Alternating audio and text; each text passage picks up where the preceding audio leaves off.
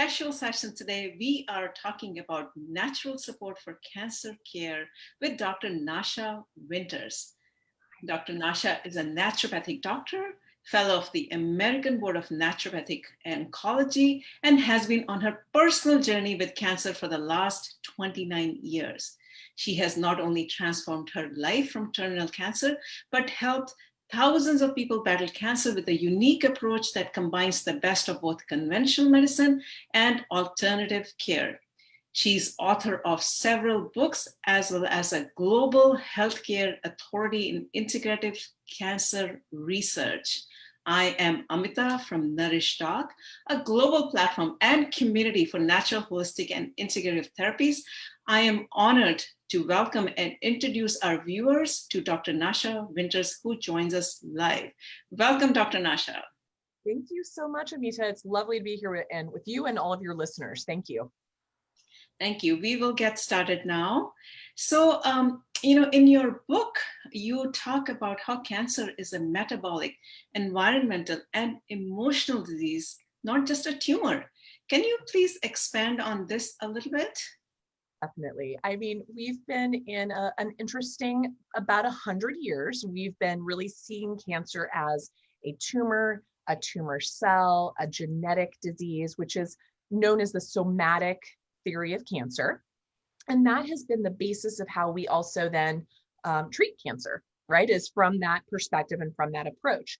And yet also about 100 years ago, there was this crazy scientist, Dr. Otto Warburg, who in his own research started to recognize that, maybe genes weren't where all of the attention should be focused, and that it was what was making those genes express or stay quiet that was the real issue. And he started to explore that a bit further into what is known as the terrain, or down to that mitochondrial level of what's floating around in the cytoplasm of our cells, to realize that the mechanisms, the metabolism, the enzyme processes, the biochemical processes happening down at that very integral level was where we were making or expressing cancer or not. And that is what, my gosh, it kind of got tabled in the 1950s when Dr. Watsons and Crick came on board and started really pushing the genetic, DNA concepts even further in medicine. And that's where we really put our focus until a couple of years ago. We kind of dusted off the old work of Dr. Otto Warburg and started to build upon what he started 100 years ago, and started to recognize that some of those ideas have fallen aside and are actually make a lot more sense today. So really quick, just to give you why we learned that, is if this was truly a genetic disease that was out of our control, you could take the hard drive, the DNA brain, out of a healthy cell and replace the DNA hard drive brain of a cancer cell and theoretically turn that cancer, off and make it a healthy cell. Yeah. Vice versa, you could do the same. You could take the DNA brain of what's called the nuclei of that cell of the cancer cell and put it into a healthy cell and turn it on to cancer. We have shown time and again over many decades, the nuclei cell transfer studies, that there's no way that cancer can be exclusively a genetic disease. And we've even shown that less than 5% of all cancers are actually genetic in nature, and that 95% are under the impulse and under the impression of our diet, our lifestyle, our thoughts, our relationships, our exposures. And that is what leads to this conversation of the metabolic approach and cancer as more than just a tumor and a tumor process. It's what we swim in all aspects of our being every day that helps cancer come alive or keep it dormant. So, all right. So then what exactly, if a simple layman terms, is the metabolic approach that you talk about in your book? Yeah. Well, what we've learned is that we basically were all born a hybrid engine that we could easily burn fat or sugar as needed to meet our energy needs. Energy needs of just getting up out of bed in the morning, energy needs of keeping our heart pumping, energy needs of, breaking down necrotic tissue and building fresh tissue, etc. That is all under the guise of metabolism, not just about a calorie burning process. That's one tiny facet. It's about the metabolic processes, the chemical processes that keep us alive, keep us moving this machine down the road. But what's happened in the last 150 years or so is we've gotten stuck in a sugar burner state. It's like we put a brick on the accelerator pedal of burning sugar. And that's thanks to the industrial food revolution. We started to mill and process flour and sugar and process salt into everything. And so diets that we've eaten for thousands and thousands of years in many cultures are now kind of backfiring because of the way we prepare those foods, the way we grow those foods, what we spray onto those foods, what we're being exposed to in our environment makes us respond differently to our foods today than we did before. And so it's going to take a while before we can take our environment back to a state of creating health in us. So in the interim, we have to adapt. So my job in the metabolic approach to cancer is to evaluate how well operating their machinery is, right? So how well are you, like how efficient and effective are your metabolic processes? We look at that first, and then we find out what the priority is to address to help create this. And then we help you create a place of metabolic flexibility so that you can go back to being that dual burning engine, so that your metabolic processes are happening more effectively and efficiently, and so that you are more resilient and resistant to disease or in fighting disease if you should have the diagnosis. Okay. So you talk about, 10 terrain questions. So maybe we could, if you could explain how each one is important, for cancer prevention and the importance of that. Absolutely. First of all, I love this slide. It's so pretty. Thanks for making that, Amita. It's cute. I was my assistant's little daughter, who's 2 years old, looked at this. She's like, fish. And she was so cute, like pointing at all the things. So I love that, like little people, it makes sense. They're like real food. They see that too. But this is how we determine what is making or breaking our metabolic health. Are these 10 different sort of pathways or patterns that fill our mitochondrial bucket, that area within the cell that makes our energy. All right. And it's that cell, the mitochondria, that is at the helm, the kind of the captain of the ship, if you will, of moving us forward by taking in things from air, water, soil, food, thoughts, processing it through, creating energy from it, and moving us down the road. But if it gets bogged up, so if any one of these 10 things are contributing and kind of clog up the works or overfill that mitochondrial bucket, that's when disease can take root. So what I explore with patients are these 10 different areas. And so at the beginning of the book, The Metabolic Approach to Cancer, Jess and I created a questionnaire, 10 questions for each of these 10 sections for you to take on your own, that you get a sense of, wow, what was I not aware of? We want to show people their blind spots, because a lot of people tell me I was healthy till I got cancer. And I explain to them that's an impossibility. So you want to dig deeper. You want to audit yourself and find out what you might have been exposed to. So the first thing we look at are the epigenetics. What has happened in your life and the generations subsequent, before you? We now know that we can be impacted by upwards of 12 generations above us. And then, of course, have an impact on upwards of down, 12 generations below us at this point. That's what the science has taken us to so far. But we know for sure we're impacted by at least 2 to 4 upstream epigenetics. This is the blueprint in which you are born. And as I alluded to before, we've been kind of taught to believe that, well, my dad had diabetes, my grandpa had diabetes, my great grandpa, so therefore I'm going to have diabetes. When we do that, we limit ourselves, because less than 5% of the time is that actually true, right? What is true is the nature nurture concept that, great, if you saw dad had diabetes and grandpa had diabetes, you better as well treat your terrain now so you don't have diabetes, because it's up to you to change that expression. of what you're eating, what you're thinking, what chemicals you're putting on or near your body, those are the things that are going to change the expression of your genetic blueprint. So I always tell people we're born with the blueprint, but how we choose to decorate the room is up to us, right? How we just decide to express it is up to us.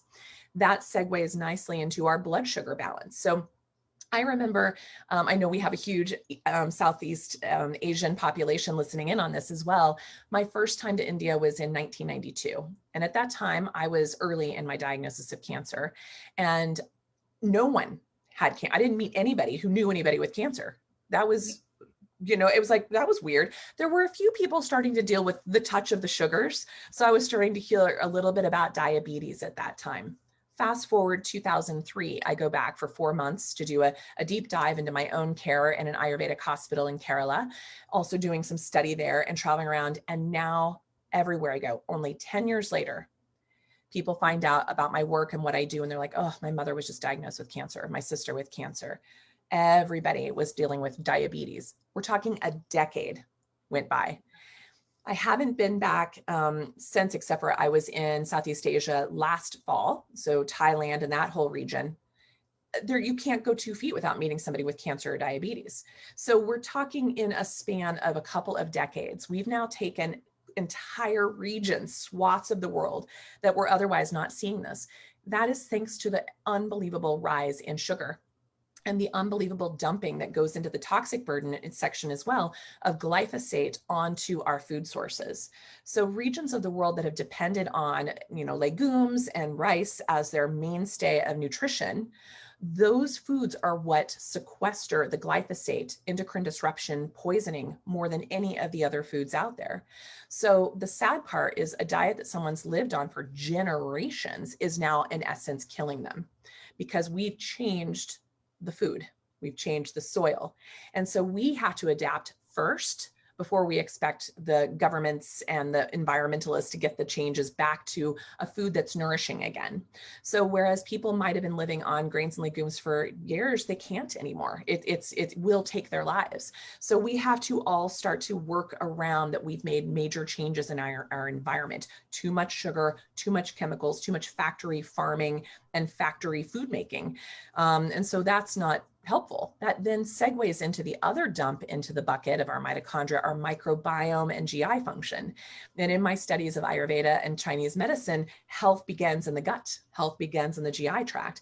And if you're putting in antibiotic-laden foods, hormone-laden foods, glyphosate-drenched foods, you're destroying your digestive function in your microbiome, which will then destroy your immune system. We now understand, naturopaths have known this for some time, that our immune system starts in the gut, but we are only now really looking at that deeper in Western scientific environments. We now even understand that our ability to respond to a particular chemotherapy is dependent on our microbiome, right? How well it's functioning, and our ability to respond to, say, an immune therapy, which is all the rage now in cancer care, depends on how your immune system is functioning already. So for instance, if you have a poor neutrophil to lymphocyte ratio, or chronically low white blood cells, or chronically elevated platelets, prior to starting an immune therapy, you have a much higher incidence of terrible side effects or even no response to that drug at all. These are the things that we're starting to learn, that we need to be looking more about the terrain, not just the tumor and the tumor cell. And then on the planet today, we're all inflamed. We live a lifestyle of inflammation, which then creates sticky, thick blood patterns, so hypertension, poor perfusion, poor oxygenation. We're becoming less mobile, less active, which also creates a lot of problems for us and also leads to things like metabolic syndrome and obesity. So you see that all the drops in the bucket also cross-pollinate with one another. Hormone balance, we've talked about all the endocrine disruption in our environment today. If you're drinking plastic water bottles, storing or eating your food in plastics, you are definitely ingesting endocrine disrupting chemicals. If you're still eating a lot of processed foods or sea salt even, you're now eating basically a credit card a month worth of plastic. That's pretty creepy when you think about it here. So we're definitely being exposed to things like that. Stress and biorhythms, if you live on the planet, you are absolutely living in a stressful time on this planet. We're in front of a computer screen right now. That's affecting our circadian rhythm. I'm always wearing my blue blockers. I always have my screensavers. You all look orange to me, which is beautiful. Orange is beautiful. But those are the things we need to work on. We need to make sure we're in bed, at a reasonable time, watching sunrises and sunsets, walking in the moonlight, being out in the sunshine and not fearing it. These are the things we've gotten away from. In fact, in the United States, Americans spend less than 15 minutes a day outdoors on average. That's ridiculous. We have a thing called nature deficit disorder. It's plaguing our young today. They'd rather sit in front of a screen all day inside in a dark room than get outdoors and play. And then mental emotional health. That is such a huge piece that gets undervalued. In fact, the work of Dr. Kelly Turner in her book, Radical Remission, and her newest book, Radical Hope, she talks about of the 9 factors of people who survive the unsurvivable, only 2 of them are tangible, diet and supplements, but the other 7 really land in that mental, emotional, spiritual realm. And so those who really have a better prognosis and better path forward are folks who have a great supportive community, good emotional intelligence, working on the traumas of their lives, overcoming some of those challenges. Yeah, sorry for the typo on the mental, but I'm sorry. So you mentioned about the nature deficit, and it's so sad, to see, because especially, all of us who are living in the United States are so blessed with so much nature around us. I've grown up in India, and, it's a very different thinking, and, you don't have so much nature around you, depending on where you are in some of these, highly populated in Asian countries, as opposed to where we are so blessed. And so we should all try to, take the nature, right? I mean, that's what you're saying.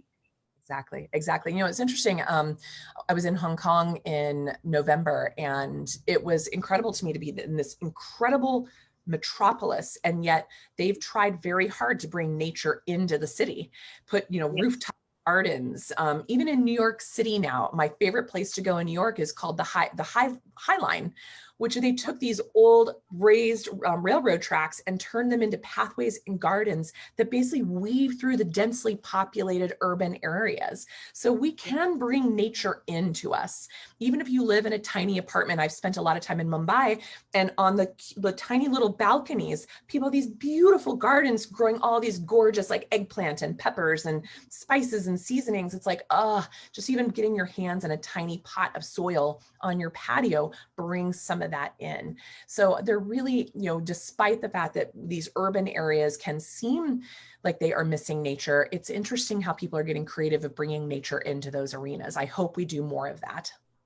Absolutely. So let's walk us through a little bit on your personal journey, how you became from a survivor to physician, now physician to a mentor. That's incredible. So maybe talk to us a little bit about this. Sure. Well, I was always very interested in medicine. My mom will tell you that I nursed like every dying creature in the neighborhood. I'd find like roadkill and try and bring it back to life. I'd find like a sick squirrel or something, bring it in. My mom's like, great, she's going to give us all rabies. I was always doing that. I babied all of my stuffed animals.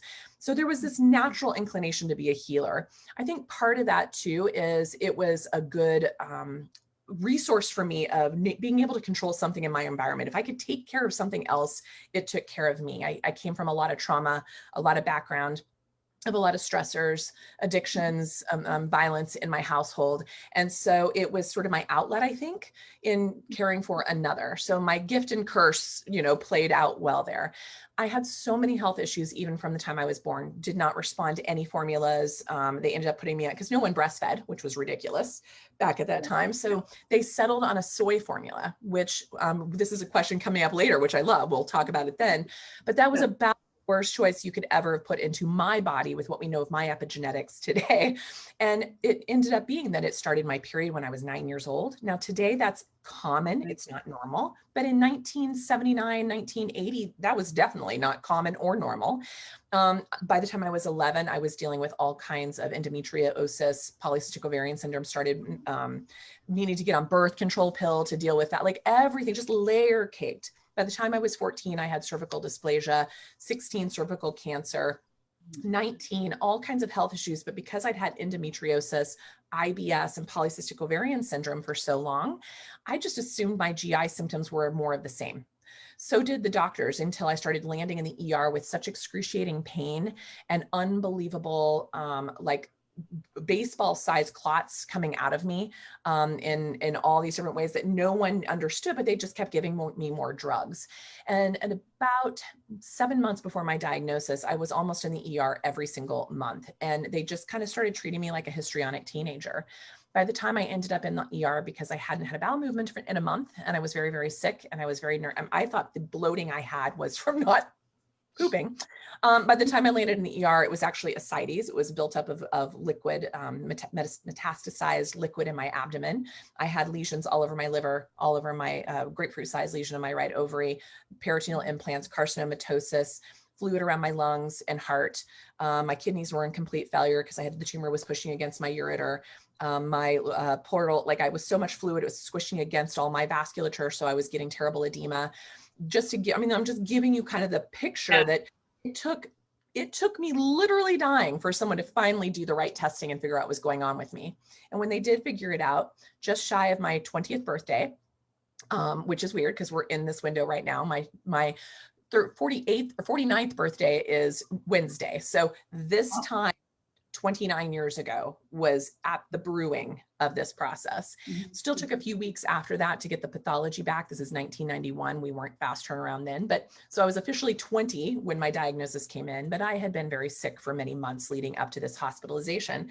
And so that's when I was diagnosed with stage 4 ovarian cancer. And I was given no opportunity to live, no opportunity to try treatment because I was so sick. My organs had stopped functioning. They told me one treatment would outright kill me.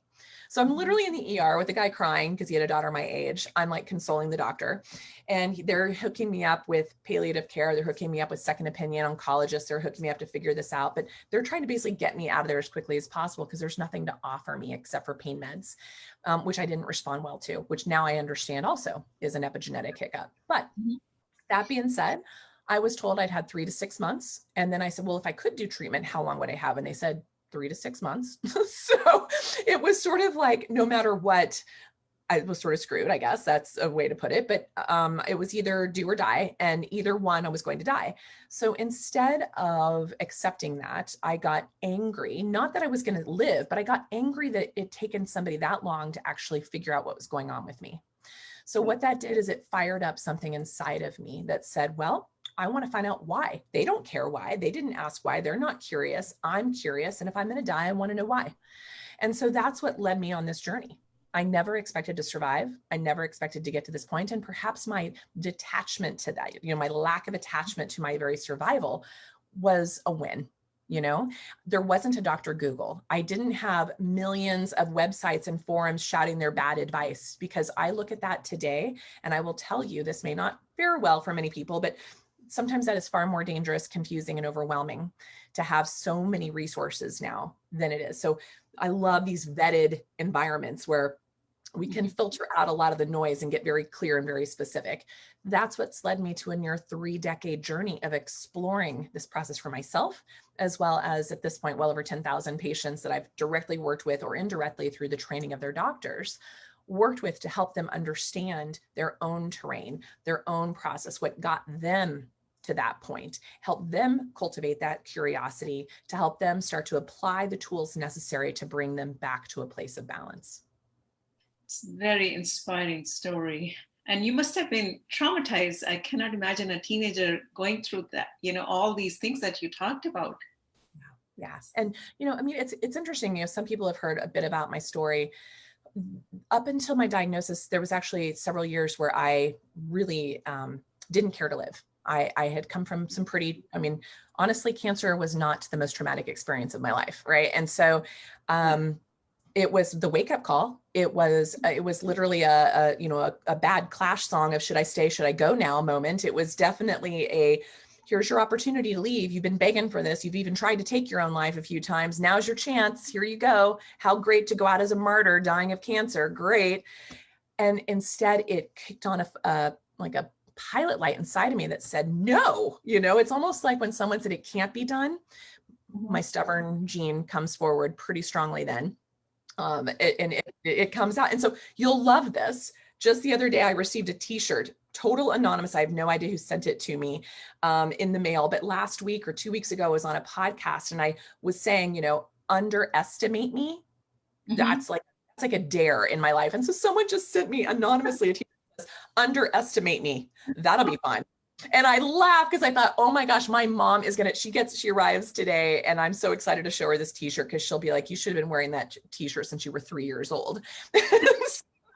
You know, at nearly 49 years old, I'm definitely like up for a challenge, right? And so that's how it's been in my life. So when you talk about the stress of that, for me, it was actually a relief in some weird way, because it certainly explained, you know, like so much about my past that helped me make content. It's like, you don't go through something so horrible without there being purpose, you know, and turning pain into purpose. That is what it has done for me. Never in a million years would I've ever thought of cancer as a friend. And in fact, my biggest trigger today, what really upsets me is all the F cancer campaigns and the kill cancer, eradicate cancer. I mean, to me, you know, people have to find their own meaning, their own metaphor to get through this process. So I don't want to undermine that, but for me, it does not resonate at all. In fact, it just means that I'm hating myself more and attacking myself, because it is us. Cancer is us. It evolves from us. It evolves from the drops in the bucket that turn on expressions or not. And so hating it, wanting to kill it, eradicate it, just makes it sometimes get stronger. And so that's where I try now to empower people into a different understanding of this process. And context really does shift it. It's incredible. Sounds like your inner voice told you to convert the pain into this purpose that you're serving so many people now, you know? Chills. I've never had it that way. That's really beautiful, but it gave me chills. And when that happens, those are usually, I call them my truth bumps. So I think that really resonates with what you said. Yeah. Okay. So let's talk about a little bit on the nutrients to take and avoid for someone who has cancer now. Yeah. You know, in the big picture, we are typically in the world today, we are all overfed and undernourished. So we have about 50 times less nutrients in our day-to-day intake of food than we did 50 years ago. It's really sad. And that's thanks to our soil, you know, what's been depleted in our soil. So the whole movement of regenerative farming and regenerative soil mitigation is just as critical for the health and well-being of our earth, but also the health and well-being for us. So get involved in your local communities on regenerative restoration of farming and soil so that you can also help yourself, but help others. But when we look at that, the main nutrients that are depleted across the board, because I've tested at this point, if I had to put a number to it, I'm guessing it's encroaching on 1 million tests I've reviewed in my career. But we definitely have looked at tens of thousands of patients, hundreds of thousands, you know, because I'm looking at those folks usually monthly on labs, definitely at least a couple times a year, if not annually. So that adds up quickly. And so the common nutrients I see deficient in all patients undergoing a chronic illness, including cancer, are deficiencies in B12, magnesium, zinc, vitamin D, selenium, vitamin K. I would also add to that, typically vitamin A can be an issue as well. So those are the biggest nutrients I see that are depleted in all of our patients. Now, this is not meant to be a criticism, but what other population I see those nutrient deficiencies in are in our vegan and vegetarian populations as well. That's just by nature, because the majority of those nutrients I just discussed come from animal foods. You know, so that's a very important thing to be aware. If you are not someone who ingests much animal protein of any kind, because there's a qualification. If you're dealing with cancer, you don't want high protein, but you need the right amount of protein and the right quality of protein to make the machinery function more appropriately. But you want to make sure you are taking a B12 supplement, taking a vitamin D supplement, likely taking a fish oil supplement. None of those are vegan, okay? None of them, to get the proper absorption. Yes, you can get B12 and D2 from certain mushrooms, but you're not getting the bioavailable form. Yes, you can get some of the good omega-3s from algal oils, but you'd have to take just volumes of it. You know, like, I want people to know that if you're going to be a responsible vegetarian, vegan, you probably, to prevent the type of disease that you never want to come see me for, please look into taking an animal sourced B12, D3 and fish oil. And here's that place, is that what we also ate for generations, if we were still coming from a vegetarian background, we did not over mill and over irradiate our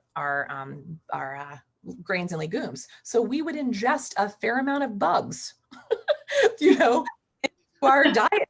We would ingest that. And I mean, that's the places we would get some really rich nutrient sources. I mean, my gosh, there are cultures that live on grasshoppers and crickets, for crying out loud. Unbelievable protein source. Little mealy worms, unbelievable protein source. I remember growing up and all the flour in my house had mealy worms in it. When it stopped happening, that should be a clue. If nothing can live in your flour, it isn't going to live in you. So those are things to consider. There has never been a vegan population, by the way, but the vegetarian population has definitely been out there. So we want to nourish these bodies, because also the foods of today, so depleted in nourishment. The soils are so depleted. The poisons onto our soils are so toxic. They also pull out the fat soluble nutrients. So you have to fortify. As I said, we have to adapt and adjust. And even if it goes against what has been an ancient practice for you, the world today is pushing us to adapt to meet the needs, to meet the requirements. So that's very important. I always tell people you want to always focus generally on lower carbohydrate. What we call low carb today is actually normal carb. Okay. 150 years ago, no one was eating more than 50 grams of carbohydrate a day in certain parts in any of the Western developed worlds, right? So today we call low carb under 100 grams of carb a day. And that's where it's like we've pushed the gamut up higher and higher. So work harder to lower your sugar carbohydrate intake. Work harder to be aware of your own sugar levels, glucose, hemoglobin A1C, insulin growth factor. These are things you need to know, because people always think they eat low sugar until they look at their numbers and then they realize not so much. Once our hemoglobin A1C gets above 5, we start to age very rapidly. We start to oxidize very rapidly. We start to rust very rapidly. And so that mitochondria we've been talking about, it is our fountain of youth. And when you put too much sugar into that mitochondria, you age it very quickly. And when that mitochondria isn't working, it can't do its job to apoptose and kill cancer cells and other organisms that shouldn't be there. So you must start with lowering your sugar intake. I'm a huge fan of a high vegetable intake. I want the polyphenols. I want 9 to 15 servings a day of above the ground, low carbohydrate, leafy greens, cruciferous vegetables, colorful veggies, spices. I'm a huge fan of spices. We make pestos and chimichurris and masala blends all the time. In our home. My most treasured object is my masala dosa, the whole ice container. It's my favorite thing because it's beautiful. You're looking at this and you want to throw it into your food. So I recommend people who are new to using herbs, and that's a great way to display your herbs and spices and use them more readily. So that also keeps you fresh and restocking the pile too, because you want that. Now, when we look at nutrients that we should avoid, most people take a multivitamin. I actually am the weirdo who pulls all my patients off multivitamins. And I do so because, first of all, it is too hard to determine what multivitamins are quality. Number one. Number two, we are all in N=1. So what maybe Amita needs, I don't need. Or maybe what I need, Amita doesn't need. So I tend to avoid those like the plague, because they often are loaded with things like iron, calcium, copper, boron, iodine, things that are known to drive many of our cancering processes. Synthetic B vitamins, folic acid. If you see something that says folic acid, that's actually toxic, just throw it away. If it says methylfolate or folinic acid or folate, it's probably okay. If it says, methylated B vitamins, it's probably okay, but just don't take a multi, in my personal opinion. You don't want to supplement with calcium.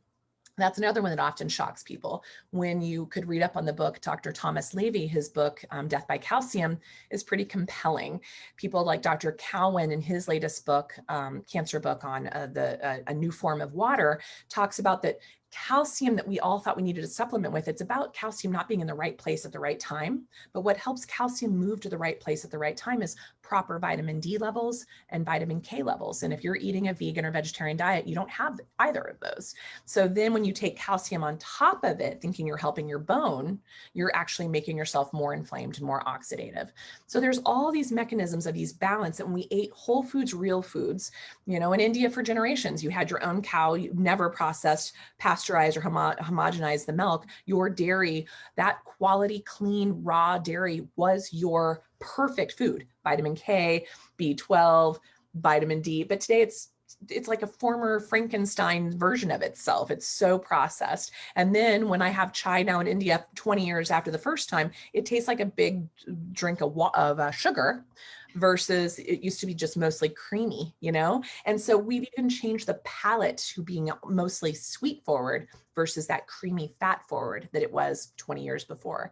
So those are just examples that you start to look at of avoiding. And if you're someone dealing with Hashimoto's, autoimmune thyroiditis, which is more than 90% of all thyroid issues, avoiding supplemental iodine is critical as well. Get your iodine from Himalayan salt, from the Redmond's Red Sea salt.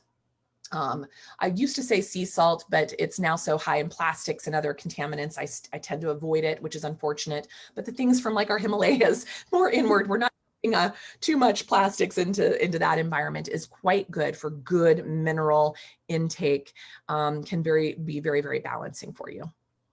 That's amazing.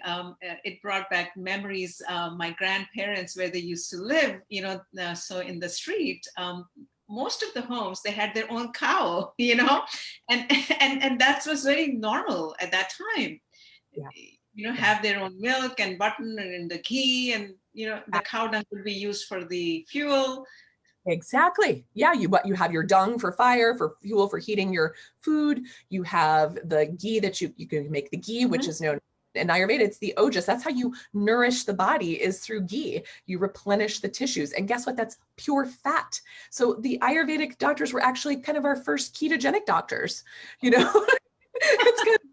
It's funny the way they say it. We're like, whoa, when you reframe it, it's like, wow, that was a very high fat intake. I mean, when I was studying studying Ayurveda and studying and living and doing my own health stuff in India, I was taking in massive amounts of buttermilk, rectally as well as orally, taking in massive amounts of ghee. They were basically flushing the toxins out of my body with quality fats. So it's like they were way ahead of this. And that was in 2003, for crying out loud. And then the paneer and all the other things, like that was so good. But today it's so processed. It's like it's like chewing like a rubber band when you eat paneer today. I'm like, that is so not what it was in 1993 or 2003. And so we have changed it up. So I love that you have that memory as well. Just in this generation, we see that it's gone a bygone era, which is really sad. Just think about our children and our children's children who'd be like, what's a cow? Or what's a tree? I mean, how sad we're coming to that point. And that's why we have to step back in and take over the narrative and bring us back to a realm that really is normal, natural, and of us. Yeah. So let's shift gears a little bit and talk about intermittent fasting. And some religions, like Muslims, they spend few months in a year on fasting. And even in Hindu culture, there is a concept of fasting. What are your views? Is Vrata the Hindu fasting? The Hindus actually, they don't fast for a month. I'm not a religious person, but there is a certain time of the year they would do some fasting, like eat only certain type of food. And that happens different time of the year. And some people also do on a weekly basis for religious, or Tuesday is my fasting, or some things like that. Yes. And every single culture, every single religion since the beginning of time, basically fasting has evolved with humanity. I mean, it's been there since the beginning, and every religious culture has a fasting, like we know it is Lent in Catholicism, or Ramadan in Muslim, or Vrata in Hindu, or Buddhism does it more about practicing detachment and equanimity. So every culture has some aspect. And as you said, some just choose like a day of just reverence of fasting weekly. And interestingly enough, in the realm of the Christian Orthodox, the Orthodox Christian organization, that tends to run through kind of the highest population of Orthodox Christian is along the Mediterranean regions. So that would be kind of through the Middle East and Greece and Turkey and southern parts of Italy, et cetera, like all in that zone. And we've also then coined those areas, a lot of those areas, as blue zones. So areas of highest populations of centenarians, those over the age of 100, or octogenarians, which are those over the age of 80, tend to be densely populated in these blue zones. And in these coastal zones, like in California, you've got the whole region. Oh gosh, you probably can remember, I can't believe I can't think of this right now, the Seventh-day Adventist region is another blue zone, parts of Costa Rica. Notice that all the blue zones tend to also be on the coasts. I think that's a pretty interesting thing here. But what is most fascinating is we used to look more at the blue zones and the Mediterranean diet, thinking that was the healthiest diet. But what we actually have found is it wasn't so much of what they were eating, it was when. And so what's even more interesting is in the Greek Orthodox, Christian Orthodox religion, they fast an average of 200 days per year. Wow. And fasting means basically, like you can have all kinds of different fasting. You can have full on water fasting. You can have caloric restricted fasting. You can have narrow window eating fasting. You can have every other day fasting. You can have the 16-hour fasting, 8-hour eating window fasting. There's so many different forms. So any form or fashion of fasting, something like Ramadan is don't eat between sunrise, sunset, like all of these different patterns. What they found is still around that time, 200 days. And we have found in the research that within 4 hours, your body starts to take out the garbage. It's a process known as autophagy. And so how sad when we actually have to ask patients, like, how do you feel if you don't eat something for 4 hours? I mean, patients say, I feel shaky, I feel cranky, I feel obsessed about my next meal, I get the hangries, whatever it is. We have become the culture that we have got to cram something into our mouth, not just a bite of something, but a meal upwards of 21 times a day. That's what the average American consumes right now. We also consume more than double the calories we took in 1970. Part of that is because we're malnourished from our soil. And the other thing is we've also followed this really bad medical advice on eating often, small meals often. That was, it used to be in the 1970s, 3 meals a day, no snacking. Now it's eat something every 2 to 4 hours all day long. That's really bad advice because we never go into that state of taking out the garbage. We also then petrify people. So in 1974, oncologists, despite the fact that since 1909, we have shown that fasting shrinks tumors more than anything. Moreshi's work in 1909. In 1974, someone woke up one day and said, oh my God, how barbaric to fast our patients with cancer. So that's really a new addition, not fasting cancer patients. And now we terrify them with no matter what, don't lose weight, stuff your face constantly. The American Cancer Society guidebook says things like eating angel food cake and cream donuts and milkshakes from Dairy Queen are the way to go. I mean, if you really want to kill your patient quickly, that's good advice to follow. But we've terrified people off of this, despite the fact that within 4 hours away from food, our body starts to clean house. Within a couple studies that came out in the last few years, that women who simply fasted for 13 hours a day, we're talking 6 p.m. at night to 7 a.m. in the morning. So overnight, the majority of that, these 44,000 patients that were studied for breast cancer, they found that those patients had a 70% reduction in recurrence of cancer. That is enormous. And they didn't even ask these ladies what they were eating. So that means in their eating window, they could have been eating Dairy Queen, right? It was just so that, right? It's like, oh my goodness. So that's the amazing, is giving yourself a break. So I tell folks, in order to create that metabolic flexibility and actually have some amount of ketones in circulation, which is a natural fuel source, not an unnatural fuel source. So ketosis is a metabolic state. Ketogenic diet is a tool, one way to get there, but you can also get into ketosis with fasting, with low carb intake, with exogenous ketones, with certain pharmaceuticals. There's a lot of different roads to Rome here. So ketogenic diet is simply a diet that's high fat, low carbohydrate. And that gets you into ketones, but there are so many ways to get there as well. So I want folks to hold on to that. What I push patients to do is to increase their metabolic flexibility. Shoot for 13 hours a day, every single day, minimum.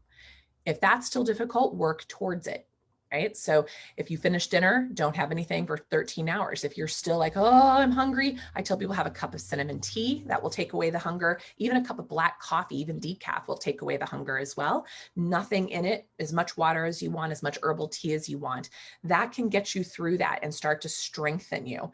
When you hit 13 hours successfully, then I want you to push it to 16 hours twice a week. That means eating in an 8-hour window twice a week. That's going to push you a little bit to become more metabolically flexible, going in and out of fat and sugar burning. That alone will likely stave off all kinds of chronic illness for you. right?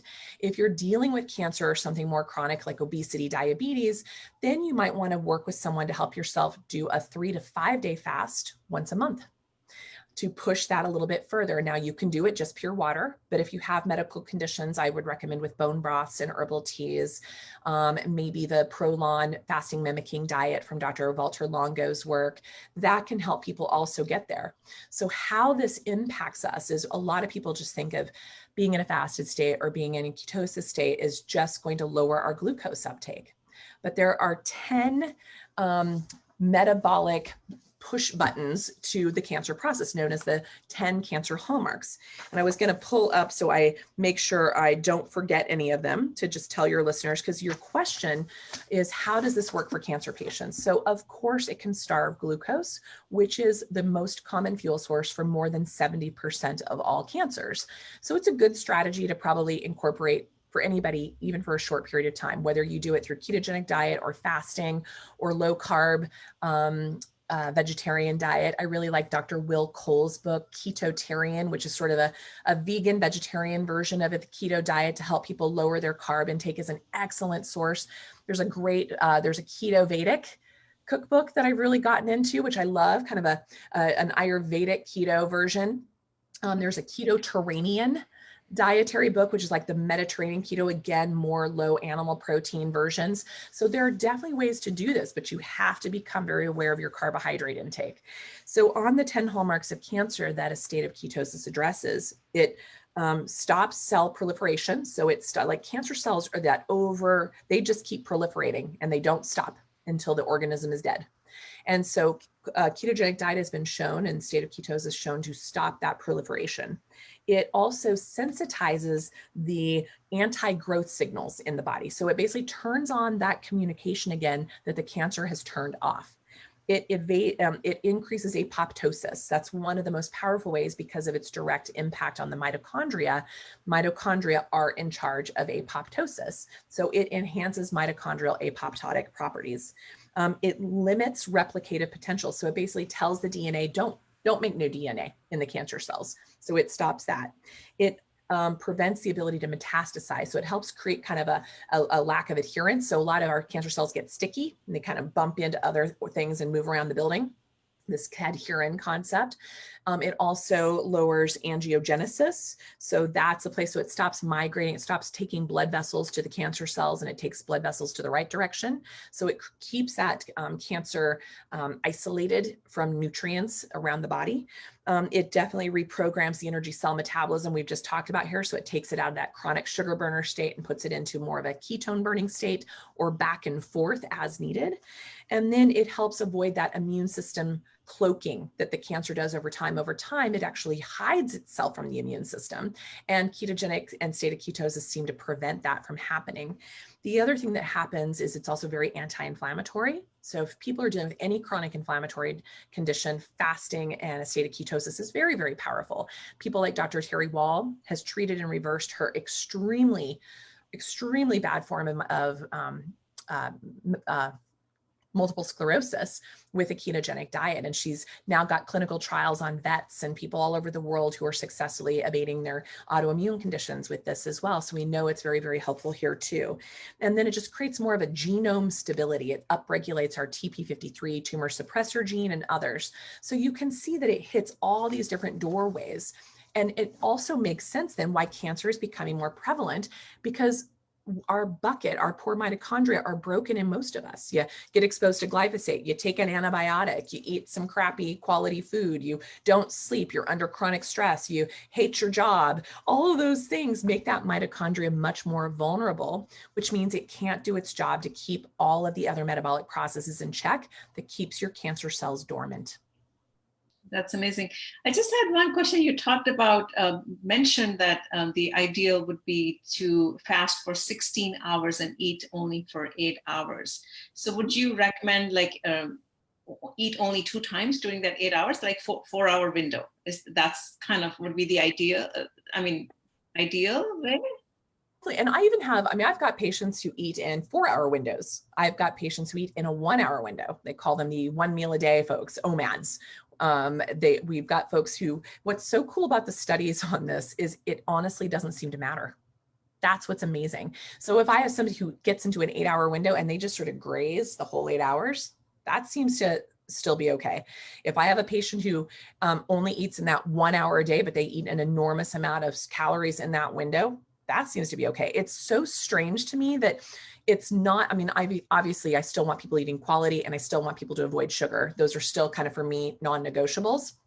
Yeah. But it definitely gives people a little more loose range of not being so obsessed of what they're eating in those windows, to just know, okay, I'm giving myself that much needed break in between, which really help upregulate all kinds of chemical processes in my body and fortifies everything. And it's funny because there was a study recently, gosh, in the last month, that came out showing that people who basically only ate like in the evening hours, which is funny because I was always taught, don't eat it after dark, like don't eat before sun, only eat before sunset or after sunrise, to kind of stay in that circadian rhythm pattern. But you look at Ramadan and it's only eating after the sun sets, in that zone.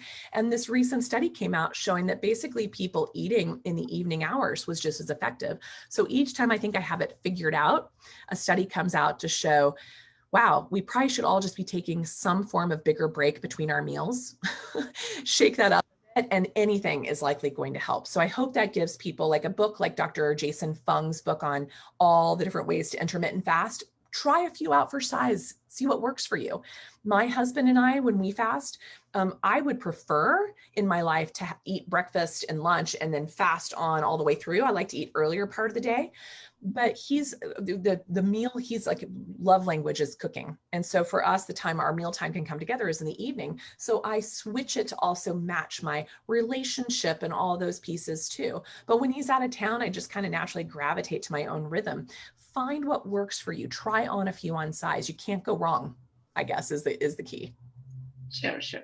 So let's talk a little bit about the research now on Chinese women eating soy and how it helps with cancer. There have been quite a bit of research that has come out. If you are of a Southeast Asian descent that has grown up generationally, your mother, your grandmother, your great grandmother, all were raised on soy products. By the way, think about pre-World War II soy products. Let's qualify that, because what's come since World War II is whole nother animal. So if your family of origin has been eating soy products for generations, you were evolved with an estrobolome and a microbiome that knows what to do with that information, right? And knows how to utilize this and knows how to upregulate and downregulate certain genetic expressions thanks to that particular protein. If you were not raised in that environment, this can actually be insult to injury. All right. And the amount of lectins so anybody with an autoimmune condition, the lectin content in soy is quite high and can really trigger off. It's one of the most allergic foods out there. There's that side. Today in the US, it is so overly processed. It is so overly glyphosate drenched, even organic. There's no such thing. You can test glyphosate residues even on the organic because you can't get it out of the soil, the air, the water, the rain. And the soybean, the other bean that holds almost as much or just as much, if not more, glyphosate as the soybean is the garbanzo bean. How sad is that? I think about like all of the big health push on hummus. Like I haven't eaten garbanzo bean hummus in 10 years since starting to read that it was one of the biggest sequesters of glyphosate. Oats, the other one. So even though it's a gluten-free grain, extreme absorption. What do we give kids their first snack? It's usually Cheerios, right? Like glyphosate on glyphosate. So we're destroying ourselves from the point forward. Today, the soy, unless you are, like I said, generational coming from that, it's in my opinion, not a good idea. I have read the studies showing that maybe it is helpful, maybe it's suggested, but there's so many maybes that again, we're looking at cell lines. I want to look at, and most of the studies of favorable outcomes of soy are on people naturally genetically predisposed to using that soy protein properly. Where somebody like me, it actually completely screwed up my entire HPA axis, hypothalamic pituitary adrenal axis from my youth. It absolutely started my period early. It absolutely drove, my IBS symptoms and my future polycystic ovarian symptoms and endometriosis symptoms and later cancer processes. It was definitely in my body and my chemistry, especially now that I see all my HLA SNPs, that I see my TCF7L2 SNPs, that I see SNPs on PON1, glutathione, all these other issues. I don't process this like anybody else. My gut doesn't know what to do with this information. I mean, I'm a redhead, for crying out loud. There's not a Southeast Asian, droplet in my genetic makeup, as much as I wished I had been born in India. It's like, I love Southeast Asian cultures and environments. That's my passion and purpose in medicine, Ayurveda, Chinese medicine, the ancient Greek medicines. I would love these things, but it's definitely not what I was genetically wired from. So when we look at those, even though some of the studies, we have as many studies saying it's beneficial as we do saying negative, there are so many options for us out there today. I just have my patients forego it unless they're of Southeast Asian descent, in which we go out of our way to find as clean of a product as possible. But it's very difficult to do, at least in the United States.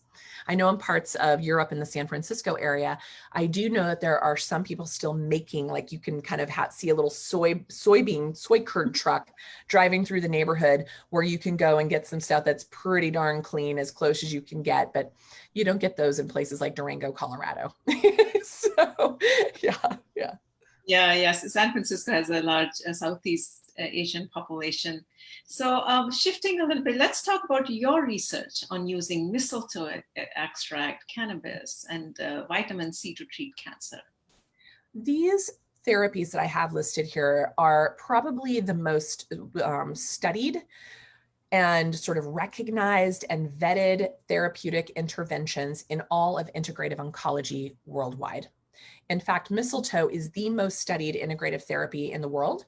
At this point, there's over 2,500 clinical trials that have been done on mistletoe, always in the mix. There's always, if you just go to clinicaltrials.gov in the United States, there's currently a study happening at Johns Hopkins that I'm part of. There are studies getting ready to start this next year at other big academic research institutes in the United States. There's dozens happening worldwide. If you do a world search on mistletoe studies, there's always something happening. And this has been a therapy that just is recognizing its 100th year birthday. We've always had mistletoe around. It's a semi-parasitic, plant that grows in and with trees around from all different, like I said, there's over 3,000 different species, but the one that's been most utilized and known for cancer happens to come from this particular terroir, this particular soil of the Black Forest region of Europe. So Austria, Switzerland, Germany, France, all tend to be kind of around this region. And the lectin content of those plants seem to have the most anti-cancer quality. Okay, not to say that others may not. So that is really, something to consider there. The other thing is, because it has always been used for cancer as an injection, either subcutaneous, intravenous, whether it's, and I love your little image, that's so cute with the bag with the mistletoe. I'm like, ooh, I like that.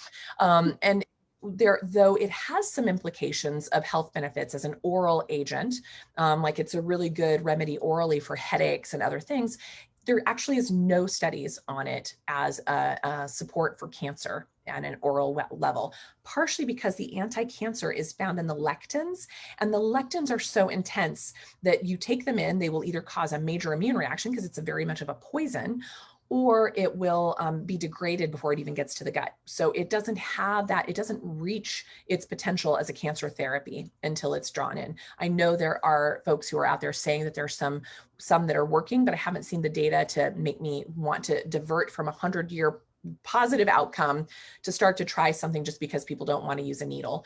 But ultimately, it is a very powerful therapy as an adjuvant to all cancer therapies. By itself can kill off cancer cells, definitely increases quality of life, definitely supports the bone marrow through any cancer treatments, definitely immunomodulates. This is poor man's immune therapy without the side effects of the immune therapies we have today. Very powerful. It's a warming therapy, which segues into hyperthermia, which, I mean, Hippocrates said it first, give me a fever and I can cure any disease, right? So that's really powerful with the hyperthermia, is like heating the body. So we can do immune modulation with lower heat. So like far infrared saunas, biomats, that is an immune modulator. But to get cell kill, you can't do that in the United States. There's no place here that does that in a whole body hyperthermia. You can do it in parts of Southeast Asia, all over Europe. You can get temperatures up to the 104.2 Fahrenheit or above 42 degrees Celsius to get that cancer kill effect. And most of that has to be done in a medical environment, like a hospital environment where the patient is actually sedated and all of their electrolytes and things are being monitored. And they've got probes up every orifice you can imagine to see if we are able to actually get their temperature at the right direction. That's hyperthermia that kills cancer. Hyperthermia that empowers the immune system to respond, or maybe makes mistletoe therapy or other things work better, are immunomodulators, not cancer killers. So don't let anybody tell you otherwise in North America, because no one's doing the high heat hyperthermia here. It's really only done in Europe and Southeast Asia. Cannabis, my goodness, oldest medicine around. The research, it got really suppressed. It got very much, it was in the original Merck manual, and then it got suppressed by some powers that be who blacklisted it basically. And we have fought our way back up and out today to get it to understanding the science around it. It wasn't until the 1980s that Ethan Russo found that we all have this endogenous endocannabinoid system. That's when we're like, oh, that's when things started to change, when we realized, wow, we were wired for this stuff. So should that probably be explored a little bit differently? And so I'm married to an expert, terpenoid cannabis expert who teaches that, he was a lab, he tested all of these products, and he teaches physicians, clinicians, and researchers around the world on the utilization, like things like terpenoid contents high in myrcene are really good for pain and sleep, whereas those high in pinene or limonene are much more uplifting and good for thinking, and processes there are good for the neurological system, things like that.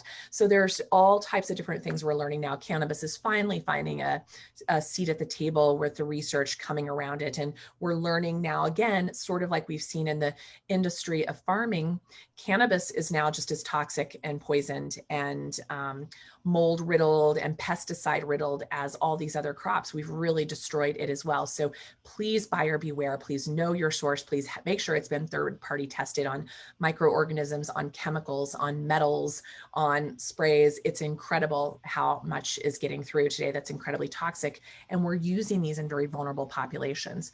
The ketogenic diet we've already talked about. IV vitamin C, oh my gosh, Linus Pauling, was using this back in the 20s and 30s in high doses orally, and it's found its way into IV levels in the 1970s in my town where I grew up, Wichita, Kansas, at a place called the Reardon Center, started by Dr. Hugh Reardon, who passed away, I believe it was 2005 when he passed away, but he was one of the first people to use this in a high dose IV for a patient with prostate cancer. And it has now kind of found its roots. It's got loads of research worldwide. It's been even used in hospitals since COVID. It's been a really powerful way to get people out of the hospital, off the intubation.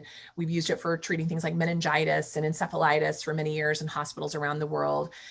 It's ridiculous to me that it's not just part of, any of these therapies not being part of standard of care drives me crazy at this point, because the literature is so compelling, but you just can't make the billions on them like you can. Like mistletoe, you're looking at mistletoe compared to Keytruda, or a CAR T therapy, which is $1 million a treatment versus, a $300 maximum a month treatment. It's like, same thing with things like IV vitamin C, a couple $100 for the IV versus tens of thousands of dollars for an IV of chemotherapy or IV antibiotics or something else. I sound like a conspiracy theorist, but the reality is the reality.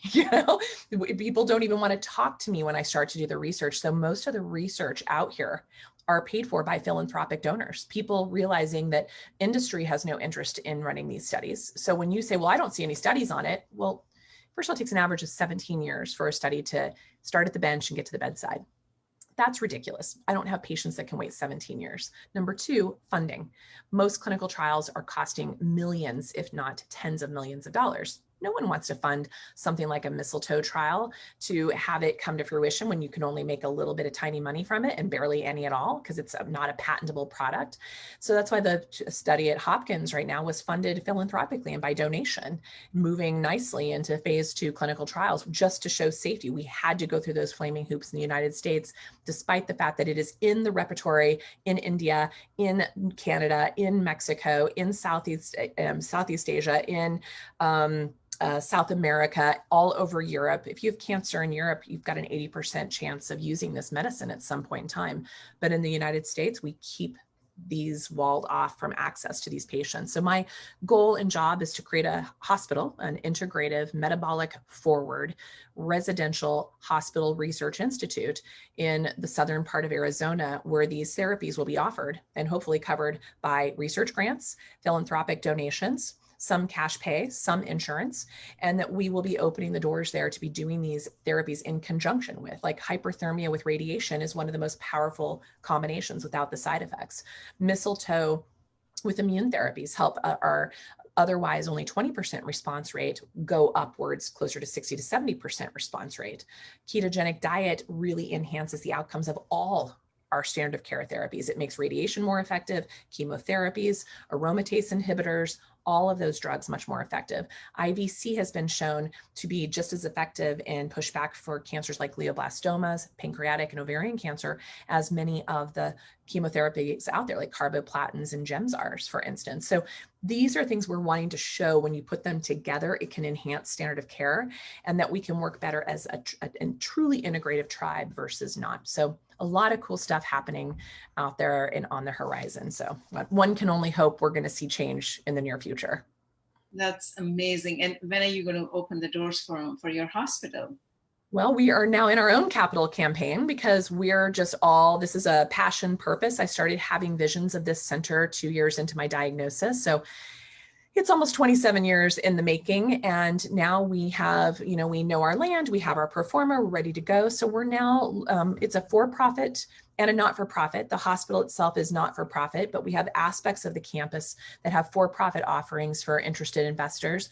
But every penny counts if people are compelled, instead of maybe putting their money towards the ribbon program. So I saw your pink ribbon up here. It's like those really are dead ends. Less than 20% of those of your money will actual research. And that's research that will take an average of 17 years to get to the bedside. And that's research that keeps the same outdated, antiquated model of cancer as a genetic disease alive and well.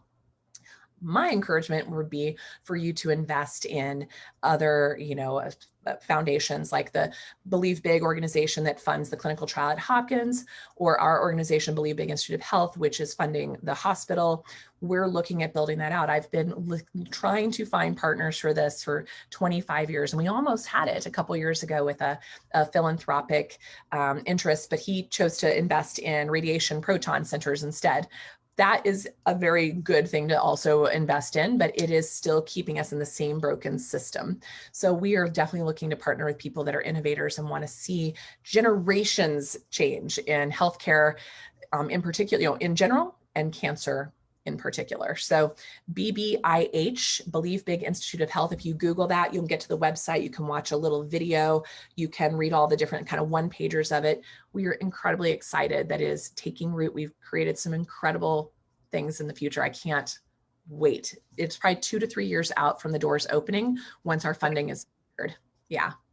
Well, that's really amazing. That's amazing work that you're doing, opening a hospital and giving hope to so many millions of people out there, who hopefully will have to go through chemo. Well, I'm not a doctor, nor am I an expert, but well, and if they do, there's a better way to go through chemo. Yeah. And that our hospital will have the offerings of chemo, but every patient will be completely worked up first to know exactly what their tumor type is, exactly what their terrain type is, and then also be able to use a much lower dose with these other therapies I just showed you to enhance the outcomes without as high of a toxic dose. Same thing like radiation. We'll use radiation, but it won't be used standalone. It will be used with hyperthermia that changes the microcirculation so you don't have all the tissue damage, plus when it's paired with a ketogenic diet, makes it much more successful. Patients with high insulin who take radiation are basically pissing in the wind. I know that sounds harsh, but radiation is, the cancer cells are desensitized to radiation when insulin levels are high. So all these patients going in and doing radiation with high glucose and insulin levels basically just caused more DNA damage and more dangerous cancer cells in the future, more mutated cells. So we want to make sure we can do what we have better.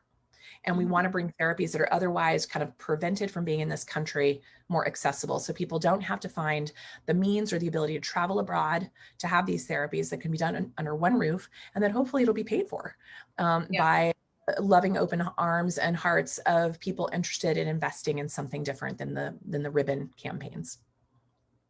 Well, thank you so much. We are open for questions. I see quite a few questions coming up. How much time do we have for Dr. Nasha? I have about 15 minutes if we need it. Okay, all right.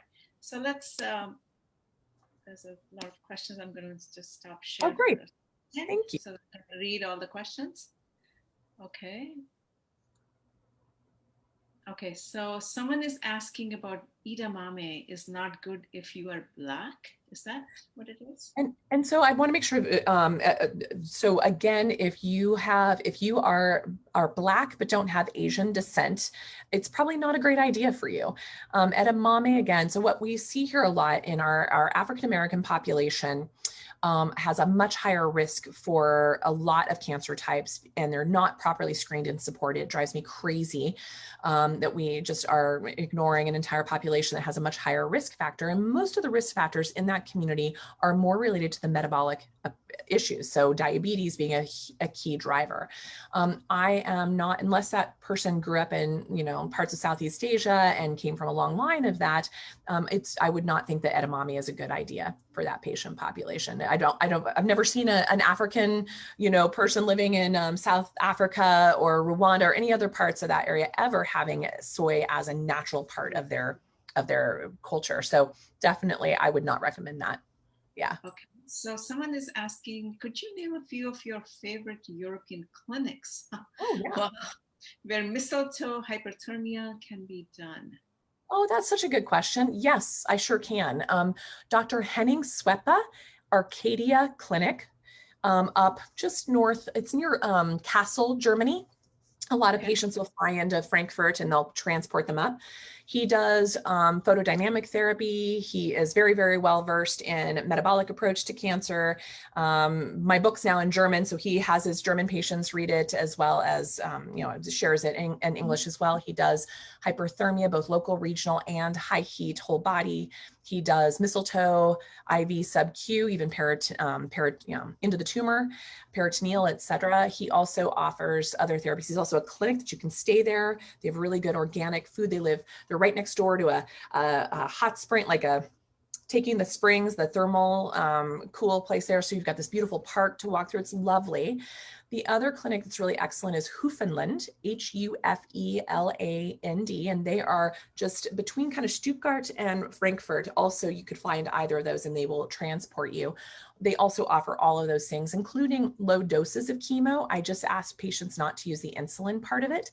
Same thing with Dr. Sweppe's Henning up at Arcadia. A lot of doctors are still, unfortunately, outdated in their approach of using insulin to drive down the blood sugar. We use fasting or ketones or other therapies to lower it because insulin is such a driver. So yeah, you can push back the tumor, but the insulin now that they're giving you will also kick up tumor growth. So these patients can go into a great remission, but a few months later, it's exploding again. I've been trained in IPT. I used it for many years and realized it was a dead end and backfired tremendously in pretty much every patient that ever used it. So there's different ways to do it better. And then there's a great Dr. Ralph Kleef in Austria, Kleef Clinic. He's really famous for his immune therapies. He injects right into the tumors. He uses hyperthermia and mistletoe as well. I also send a lot of patients to Dr. Abdul Slocum, who's a conventional oncologist who's really branched out into metabolic therapies in Istanbul, Turkey. Really does amazing stuff with hyperthermia, hyperbaric oxygen, IV vitamin C, low dose chemo. I keep trying to get him off the insulin as well. Ketogenic diet. He uses all the tools, like all of them there. And then when I'm thinking about, Dr. Herzog, Hospital, Herzog, also near Frankfurt. He takes people into the super high heat hyperthermia where they're sedated, they're in kind of a ER looking room, they're being monitored. He does amazing work with extremely high dose or high heat hyperthermia. That's where I would go for people looking for that type of high heat. And then Paracelsus Krankenhaus Clinic, also north of Frankfurt in the Black Forest area, beautiful area as well. Dr. Thomas Breitkreutz, and that clinic also does everything we just listed here. So those are where I usually send people.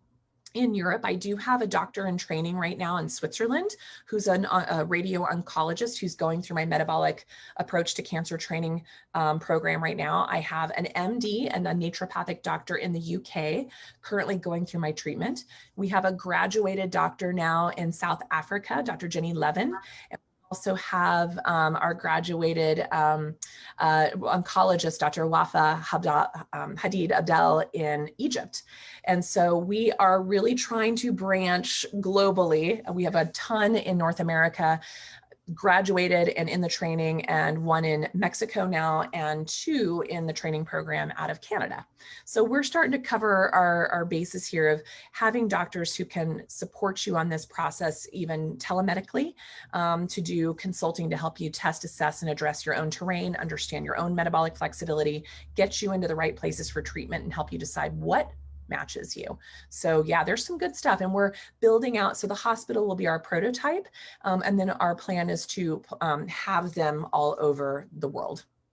Okay. So if somebody wants to work with one of the doctors you have mentored or trained, could we get a list and I can share with someone? A couple of people are asking these questions. I'm so happy. Yes. On my website, drnasha.com, drnasha.com, under resources, you'll see a list over there. Yes, that's the list. And there's only 11 listed of the 12 that graduated there so far. One of them works for a very high profile cancer center. So she wanted to be careful. If you want that backup name, she is located in Southern California. So you could call my office to get her name. But we have 20. Yeah, definitely. And we can get you that list. And then we have 26 doctors that are currently enrolled that will graduate at the end of December. They will also be to the website, and we can also, Amita, send you that list and link as well. And then we have, we're starting to take applications for our February 2021 class. So if you are a practitioner who has the ability to order labs and imaging, or if you have a doctor that you think would be interested in this, we are starting to take applications for that. We're expecting it to fill again.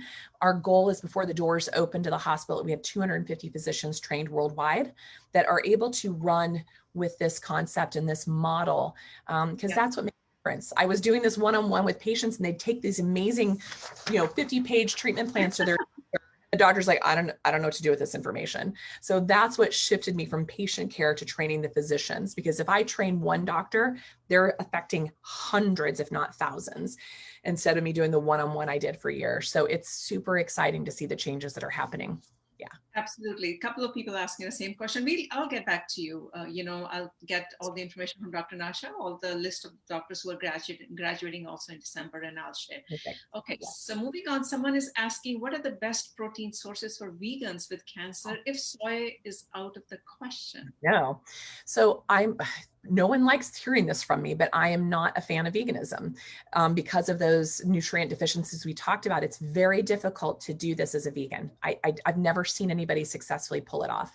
And I say that not to be rude. I'm looking at your labs. I'm looking at your genetics. I have never seen a genetic match of veganism or a lab match of veganism.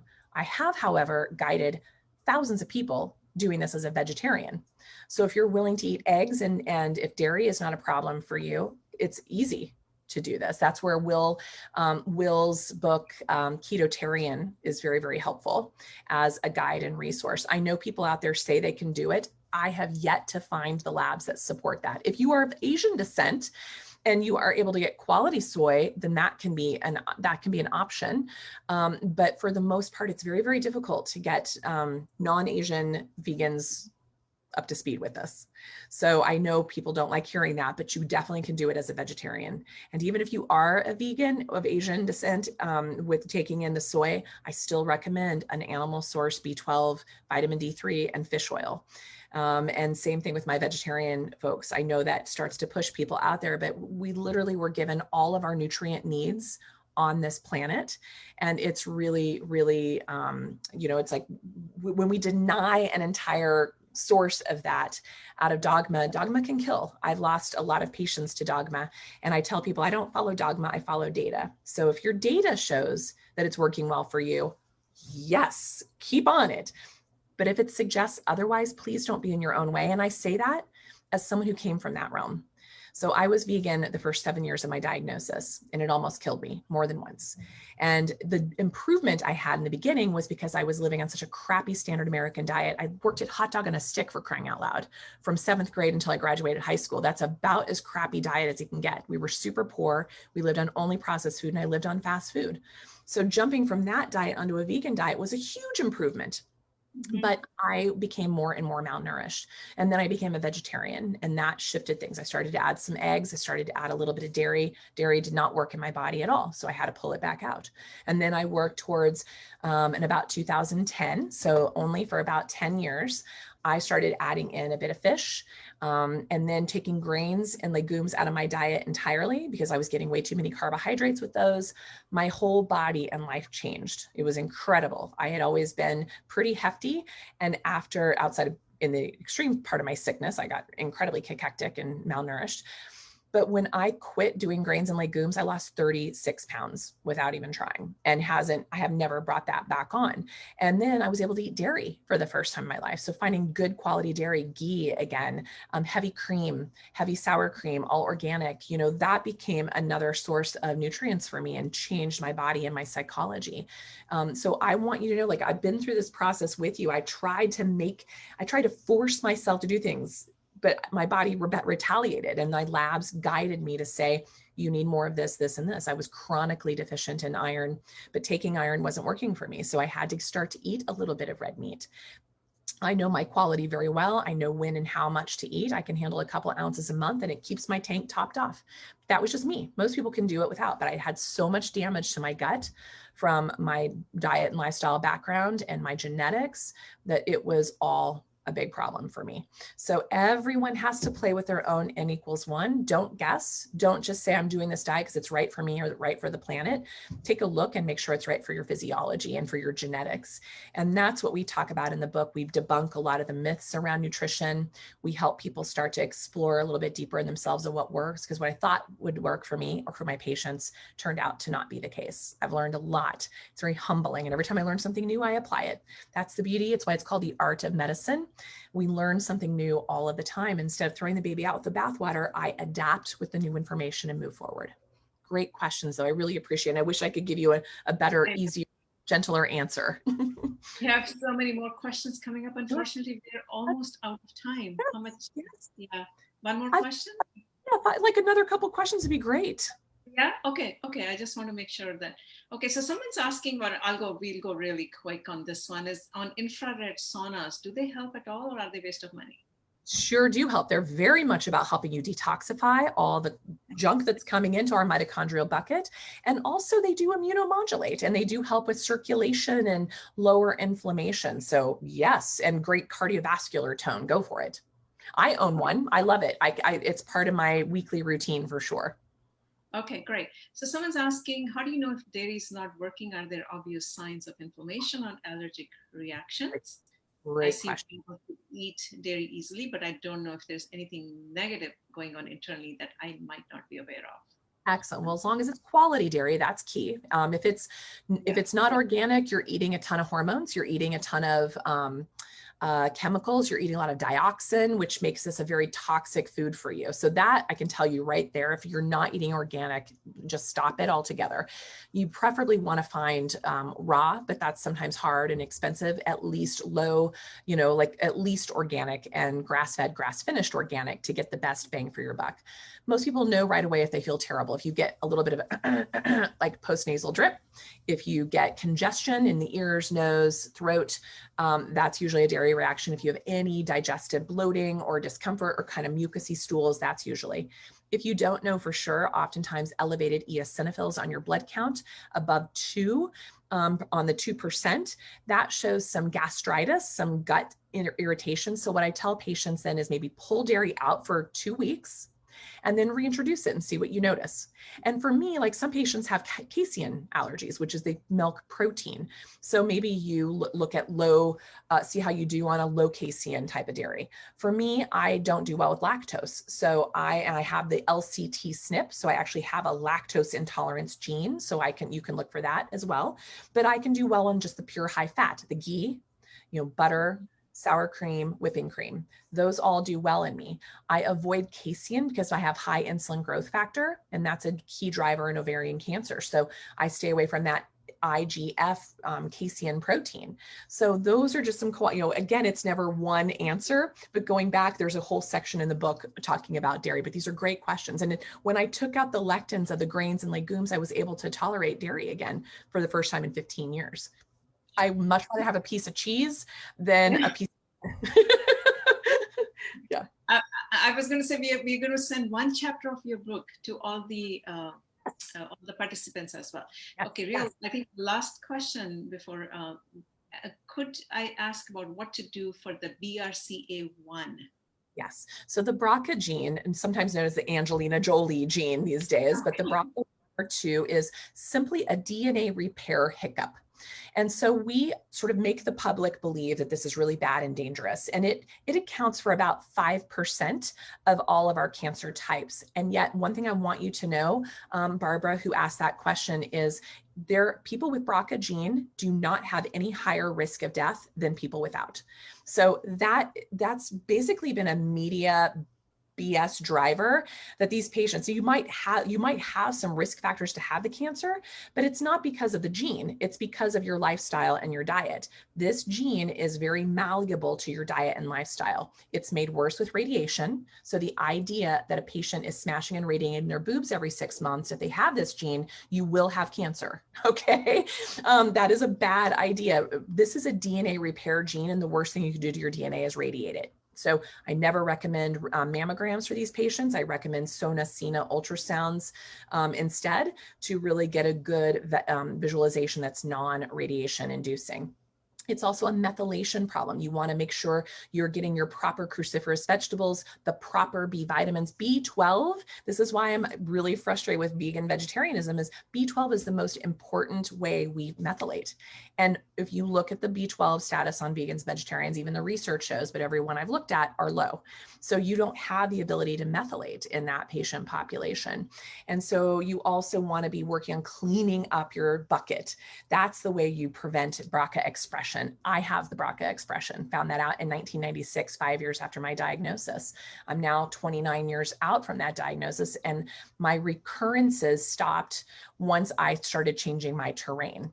And so I haven't had anything really talk to me in well over a decade, but I started changing everything in my bucket. So here I am at the age where I should be having more concerns around a recurrence of ovarian or a breast cancer diagnosis, and I'm nowhere near that from my labs and from my examinations with the Sona-Cena and pelvic ultrasounds, et cetera. So remember, this is DNA repair under your charge. You can change its expression. And so great question, and great on the Olaparib. By the way, the PARP inhibitors, they make you diabetic. And the irony is they don't work very well if you are already dealing with insulin issues. So the catch-22 of this is like clean up the bucket, and that's what's going to keep you safer. Yeah. Okay. One last question. Sure. Beans. Someone wants to eat beans. How do you eat them without causing the least harm? Because I think it's part of their diet. It is. Now, again, if you're eating the beans and your glucose and your insulin and your hemoglobin A1C are totally fine, and you're not dealing with any autoimmune stuff, and your eosinophils look good, and you're not having any reactions in your gut, then by all means, keep eating them. So I can now ingest some beans on occasion just by cleaning up my diet so much in the last decade or so, but they're far and few between.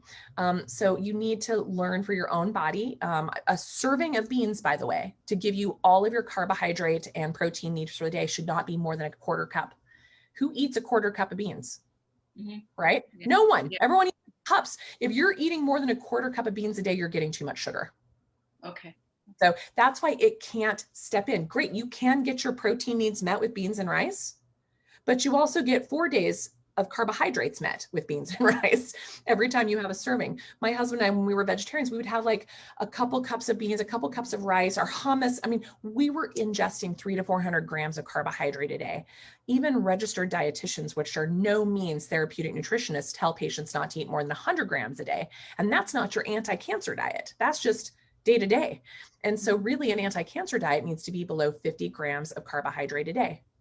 And if you have a quarter cup of beans, you're almost there.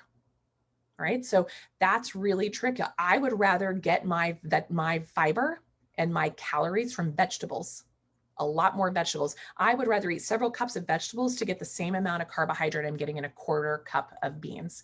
That's the place. And I'm getting way more anti-cancer fighting agents in all those veggies than I'd ever get from a single bean or rice. That makes sense? Yeah. Yeah. Great. All right. We're going to wrap up this session. I want to thank so much from the bottom of my heart, so much love. And viewers, please give us your feedback. We will be sending all the, all the details that you have asked us. I'll be getting in touch with Dr. Nasha and sending you all the information.